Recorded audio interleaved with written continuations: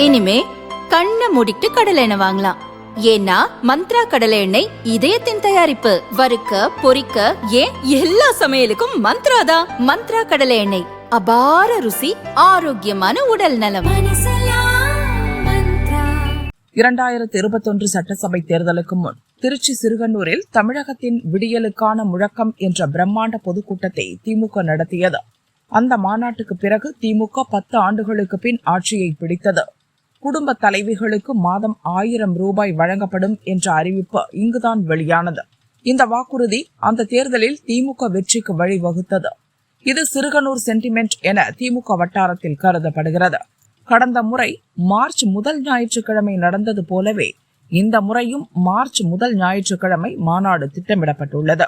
இந்த மாநாட்டிற்கு ஸ்டாலின் தொடரட்டும், தமிழ்நாடு வெல்லட்டும் என்ற முழக்கம் முன்வைக்கப்படலாம் என எதிர்பார்க்கப்படுகிறது.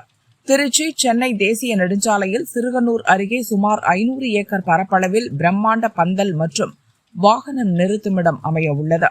பிப்ரவரி 1ஆம் தேதி அமைச்சர்கள் நேரு மற்றும் மகேஷ் மாநாட்டுக்கான பந்தக்கால் நடும் பூஜையை தொடங்கி வைத்தனர்.